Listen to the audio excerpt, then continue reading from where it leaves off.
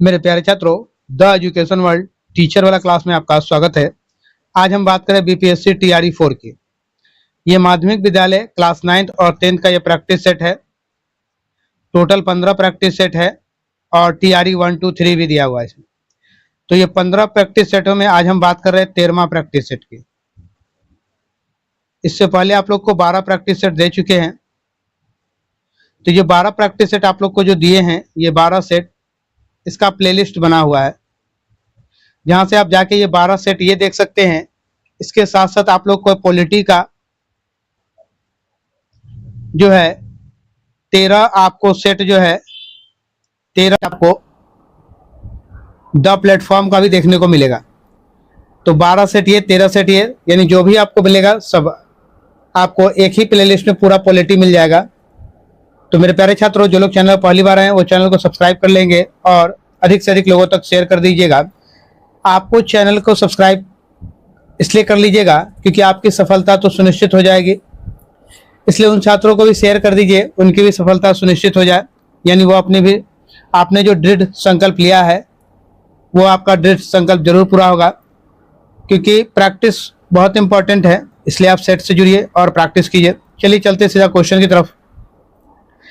एक बात आप लोग को और बता दें, चैनल पर 6 to 12 तक का प्रैक्टिस सेट मिलेगा और जो मेरे चैनल पर मिलेगा आपको अभी तक यूट्यूब पे इस तरह का प्रैक्टिस सेट जो 40 क्वेश्चन का हो 6 to 12 तक का, 6 to 10 का, और 80 क्वेश्चन हो 11 12 वालों का, ये आपको सब्जेक्ट वाइज देखने को कहीं नहीं मिलेगा। तो ये सिर्फ मेरे ही चैनल पर आप लोग को देखने को मिलेगा। चलिए चलते हैं। पहला क्वेश्चन है, पॉलिटी की बात कर रहे हैं हम। भारतीय संविधान में भारत की आधिकारिक भाषा से जुड़े प्रावधानों में संसद संशोधन कर सकती है। संसद संशोधन कर सकती है अपने सदस्यों के साधारण बहुमत द्वारा। सही उत्तर ऑप्शन ए हो जाएगा। ये संविधान के भाग 17 के अनुच्छेद 343 से 351, 43 से 51 में आधिकारिक भाषा का प्रावधान है। में आधिकारिक भाषा का प्रावधान है या उल्लेख है, प्रावधान है, ठीक है, या उल्लेख आप लिख सकते, कोई दिक्कत नहीं, समझ गए। भाग 17 में है। एक बात आपको और बता दें, ये जो कह रहा है आधिकारिक भाषा की जो बात कर रहा है, तो इस आधिकारिक भाषा संविधान की 8वीं अनुसूची में इसका भी उल्लेख है। 8वीं अनुसूची में उल्लेख है, अनुसूची में उल्लेख है इसका। आइएगा नेक्स्ट क्वेश्चन, दूसरा नंबर। मौलिक कर्तव्य को संविधान में सम्मिलित किए जाने का प्रायोजन या उद्देश्य है, क्या है? विनाशक एवं संवैधानिक गतिविधियों को नियंत्रित करना। सही उत्तर ऑप्शन सी हो जाएगा। मौलिक कर्तव्य को किसकी सिफारिश पे जोड़ा गया था? तो स्वर्ण सिंह समिति की सिफारिश पर, 42 में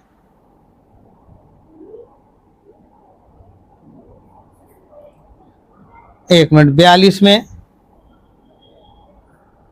संविधान संशोधन द्वारा। ये कब हुआ था 42 में संशोधन? तो 1976 में शामिल किया गया इसको, ठीक है।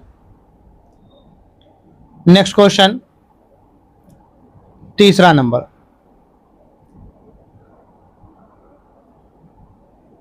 मनरेगा के अंतर्गत कार्य करने वाले मजदूरों का सैद्धांतिक प्रावधान संविधान के किस अनुच्छेद में वर्णित है? तो यह संविधान के अनुच्छेद 43 में वर्णित है। सही उत्तर ऑप्शन सी हो जाएगा। Question number 4। इनमें से कौन राज्य के नीति निर्देशक सिद्धांतों में सम्मिलित नहीं है? नीति निर्देशक सिद्धांतों में सम्मिलित कौन नहीं है? नागरिकता का अधिकार। सही उत्तर ऑप्शन डी हो जाएगा। D is right answer. Question number 5, यह प्राथमिक अधिकार था किंतु अब केवल कानूनी अधिकार है। कौन सा अधिकार था पहले प्राथमिक, अब केवल कानूनी है? तो ये हो जाएगा जायदाद का हक यानी संपत्ति का अधिकार। संपत्ति का अधिकार, ये पहले क्या था? प्राथमिक अधिकार था, लेकिन अब यह कानूनी अधिकार हो गया। इसे जो है 44वें संविधान संशोधन द्वारा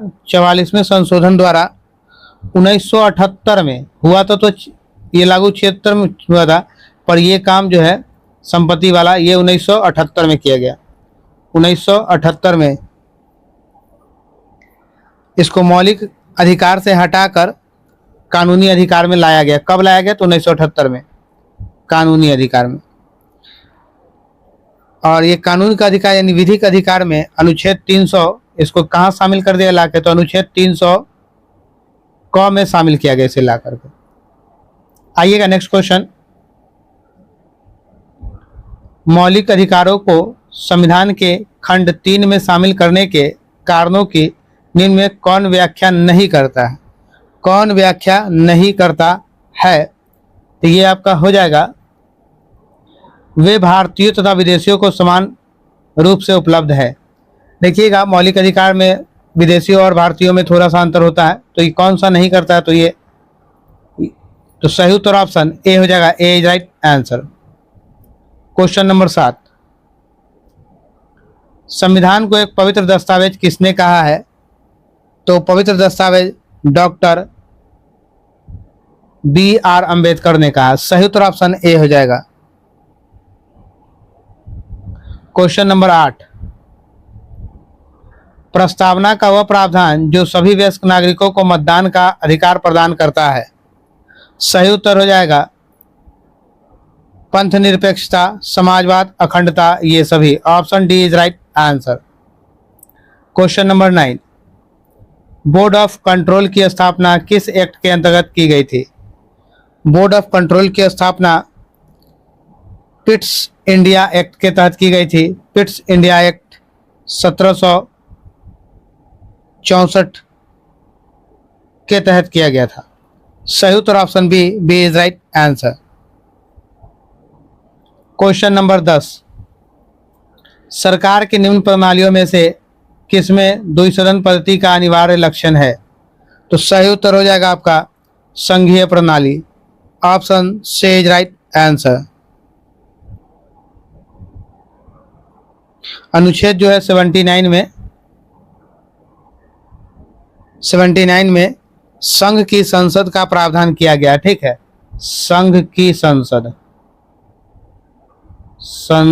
का प्रावधान किया गया है। आइएगा नेक्स्ट क्वेश्चन 11 नंबर, मूलभूत यानी मौलिक अधिकारों का प्रमुख उद्देश्य है। क्या है? व्यक्तिगत स्वतंत्रता को सुनिश्चित करना। सही उत्तर ऑप्शन बी हो जाएगा। क्वेश्चन नंबर 12,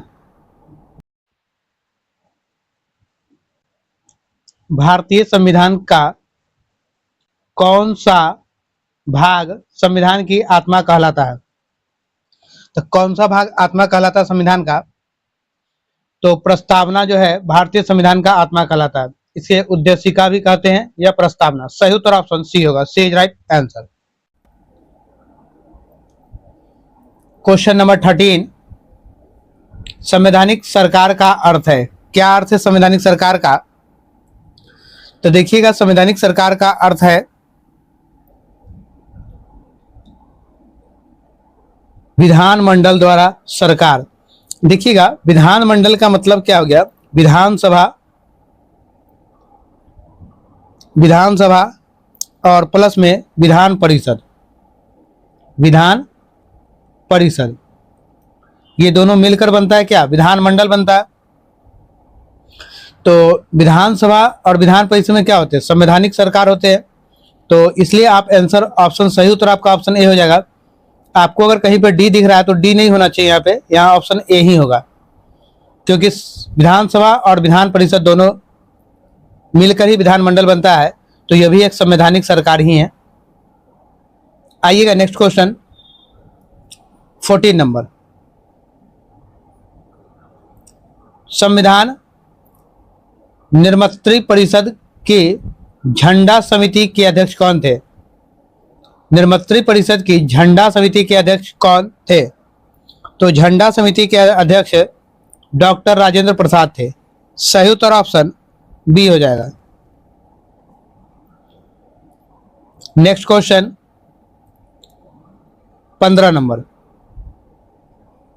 शासन की एकात्मक पद्धति का लाभ है दृढ़ राज्य से। सही उत्तर ऑप्शन बी हो जाएगा। Question number 16। इनमें से किसने संविधान सभा में यह कहा था कि 26 जनवरी 1950 को भारत अंतर्विरोध के जीवन काल में प्रविष्ट हो रहा था? तो यह कथन था डॉक्टर BR अंबेडकर का। सही उत्तर option a is right answer. Question number 17। किस चार्टर एक्ट के अंतर्गत भारत में दास प्रथा को अवैध घोषित कर दिया गया? कब कर दिया गया था?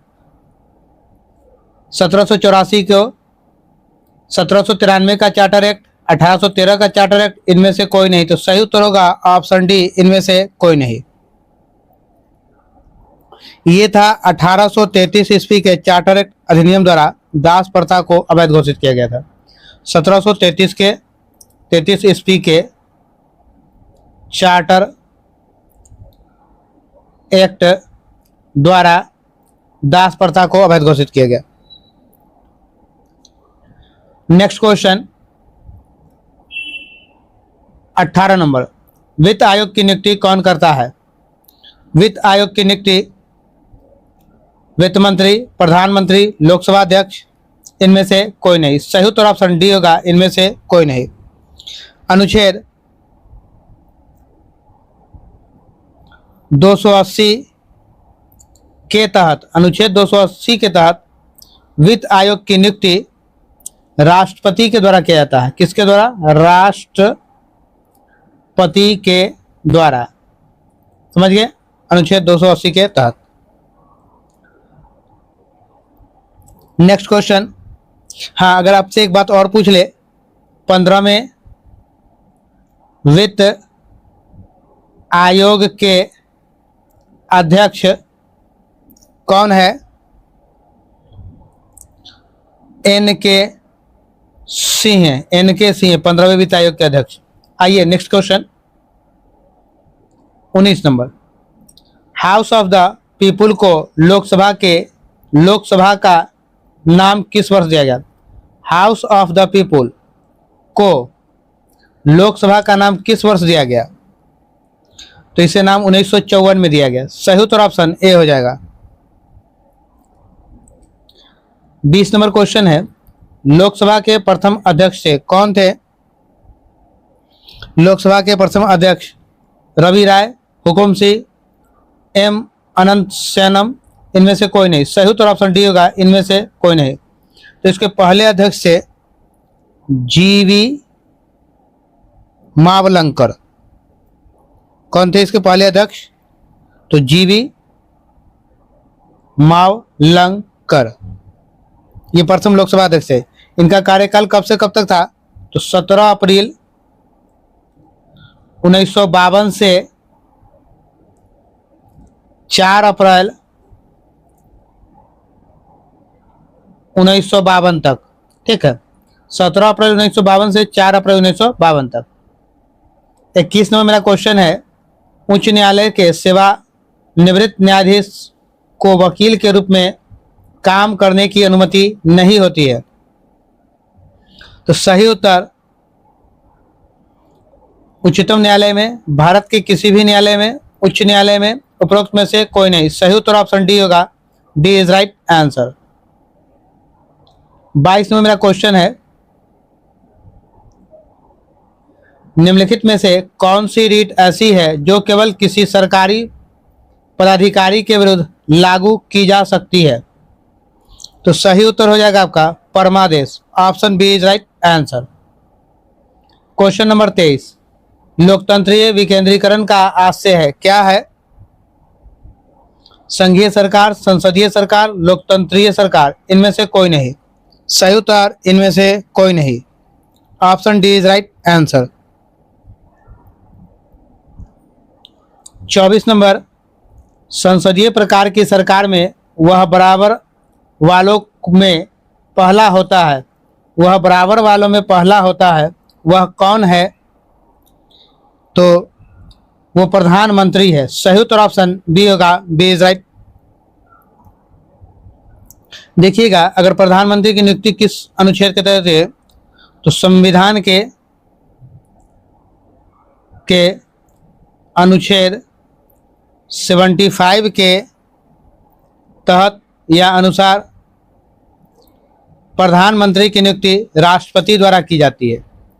प्रधानमंत्री की नियुक्ति राष्ट्रपति द्वारा की जाती है। नेक्स्ट क्वेश्चन 25 नंबर, निम्न में कौन पंचायती राज से संबंधित है? कौन है पंचायती राज से संबंधित? तो बलवंत राय मेहता समिति। सही उत्तर ऑप्शन सी होगा, सी इज राइट आंसर। ये बलवंत राय मेहता समिति कब हुआ? तो 1957 में ये समिति का गठन हुआ था। देखिएगा, पंचायती राज से जुड़ी अन्य समितियां भी है, जैसे हम आपको नाम बता दें, अशोक मेहता समिति। ये कब काम किया? तो 1977 में। ठीक है, 1977 में अशोक मेहता समिति। उसके बाद था हनुमंत राव समिति। ये कब था? तो ये 1983 में। ठीक है, उसके बाद जी के वी राव समिति भी था एक, जो 1985 में। ठीक है, एक और समिति है एम एल सिंघवी समिति, ये 1986 में, एम एल सिंघवी। तो ये सब क्या है? पंचायती राज से संबंधित समितियां हैं।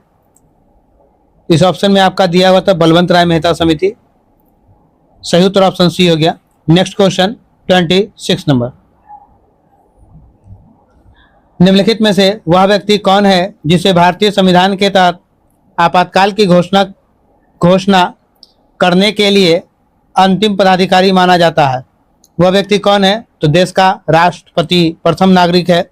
सही उत्तर ऑप्शन ए हो जाएगा। आपातकाल 3 प्रकार का होता है। पहला क्या होता है? राष्ट्रीय होता है, दूसरा वित्तीय होता है, वित्तीय होगा, और तीसरा जो होगा वो राष्ट्रपति शासन होगा। तीसरा राष्ट्रपति शासन होगा।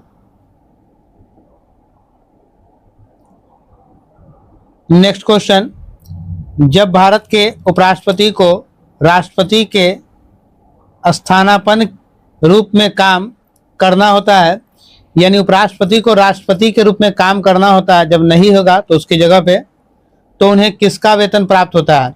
तो उसको वेतन जो है राष्ट्रपति का ही मिलता है। सही उत्तर ऑप्शन बी होगा, बी इज राइट आंसर। देखिएगा, जब भी राष्ट्रपति नहीं है, किसी कारणवश राष्ट्रपति का पद खाली है और उपराष्ट्रपति है, तो उसका सारा कारोबार उपराष्ट्रपति ही करेगा। एक तरह से वो पदेन समझिए, उस राष्ट्रपति के पद पर बैठा हुआ, तो उसका जो भी सुविधाएं राष्ट्रपति का होता है वो सब मिलेगा। आइएगा नेक्स्ट क्वेश्चन 28 नंबर, संसद द्वारा पारित संविधान संशोधन विधेयक के लिए निम्नलिखित में से किसके संबंध में कम से कम आधे राज्यों के विधानमंडलों का अनुसमर्थन प्राप्त करना भी आवश्यक है? मौलिक अधिकार, मौलिक कर्तव्य, संसद के राज्यों का प्रतिनिधित्व, उपरोक्त में से कोई नहीं। सही उत्तर होगा ऑप्शन डी, उपरोक्त में से कोई नहीं। क्वेश्चन नंबर 29, दल बदल के आधार पर निर्वाचित सदस्यों की अयोग्यता संबंधी विवरण संविधान के किस अनुसूची में दिया गया है?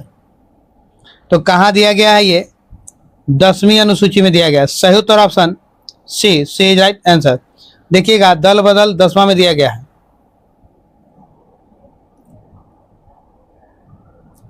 30 नंबर मेरा क्वेश्चन है, राष्ट्रपति द्वारा राज्यसभा के सदस्यों के नामांकन का नियम किस देश के संविधान से लिया गया था?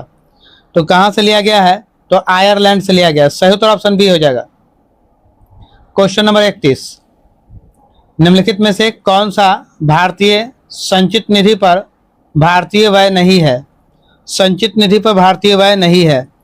पंचवर्षीय योजनाओं पर व्यय। सही उत्तर option a is right answer. Next question 32 number मेरा, लोकतंत्र की महत्वपूर्ण विशेषता निम्नलिखित में से किसको प्रमुखता देने की है? तो देखिएगा, कार्यपालिका, न्यायपालिका, नागरिक, ये सभी। देखिएगा, कार्यपालिका और न्यायपालिका भी तो नागरिक के लिए ही कार्य करती है, तो सबसे बड़ा ऑप्शन क्या होगा आपका? नागरिक हो जाएगा। सही उत्तर आपका option C is right answer हो गया। ठीक है, क्योंकि ये दोनों भी नागरिकों के लिए ही कार्य करती है। क्वेश्चन 33 नंबर, भारत में अवशिष्ट शक्तियां निहित है। अवशिष्ट शक्तियां निहित है केंद्र सरकार में। सही उत्तर ऑप्शन ए हो जाएगा। क्वेश्चन नंबर 34, संवैधानिक प्रणाली में असफल हो जाने पर किसी राज्य में राष्ट्रपति शासन संविधान की किस धारा के अंतर्गत लागू किया जाता है? तो ये संविधान का धारा जो है 356 के तहत। सही उत्तर ऑप्शन बी होगा, बी इज राइट आंसर। राष्ट्रपति शासन जब लगता है तो विधानसभा को भंग कर दिया जाता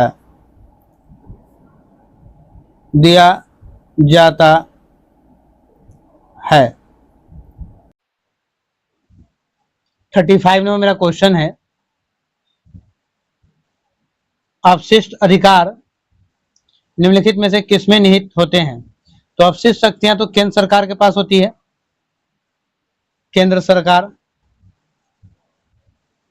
तो देखिए केंद्र सरकार क्या होता है? राज्यसभा और लोकसभा दोनों में तो केंद्र सरकार होता है, तो सही उत्तर आपका ऑप्शन बी हो जाएगा यहाँ। ठीक है, और कह रहा अवशिष्ट अधिकार या अवशिष्ट शक्तियों का प्रावधान कहां से लिया गया है? प्रावधान जो है कहां से आया है? तो ये कनाडा से आया है। कनाडा से लिया गया है। आइएगा 36 नंबर क्वेश्चन है मेरा, सरकारीय आयोग का गठन किस विषय पर रिपोर्ट देने के लिए किया गया था? सरकारीय आयोग का गठन, तो इसका गठन जो है केंद्र राज्य संबंध। सही उत्तर ऑप्शन बी होगा, बी इज राइट आंसर। इसका गठन कब किया गया था? गठन इसका जून 1983 में किया गया था। और इसमें रिपोर्ट कब प्रस्तुत की थी? 83 में इसका गठन हुआ और रिपोर्ट प्रस्तुत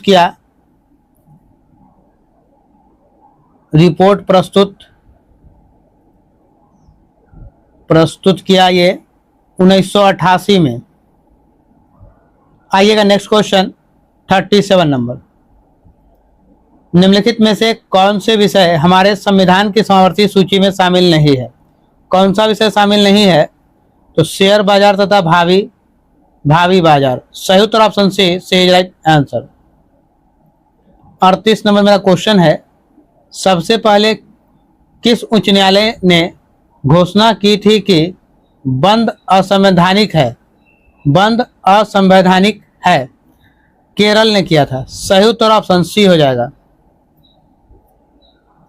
नेक्स्ट क्वेश्चन 39 नंबर, भारत के संविधान की कौन सी अनुसूची राज्यसभा में सीटों के बंटवारे का निर्धारण करती है? बंटवारे का निर्धारण करती है चौथी अनुसूची। सही उत्तर ऑप्शन बी हो जाएगा। नेक्स्ट एंड लास्ट क्वेश्चन इस सेट का, भारत के राष्ट्रीय ध्वज में बने अशोक चक्र में डंडों की संख्या कितनी है? तो ये 24 है। सही उत्तर ऑप्शन सी हो जाएगा। मेरे प्यारे छात्रों, ये मैंने आज 13वां सेट कराया पॉलिटी का, और इससे पहले 13 सेट आप लोग को प्लेटफॉर्म का करा चुके हैं। तो चैनल पर पहली बार आए तो चैनल को सब्सक्राइब कर लीजिए, अधिक से अधिक लोगों तक शेयर भी कर दीजिएगा, क्योंकि आपकी सफलता तो सुनिश्चित है, क्योंकि आपने द एजुकेशन वर्ल्ड के साथ जुड़ चुके हैं। तो आपके दृढ़ निश्चय को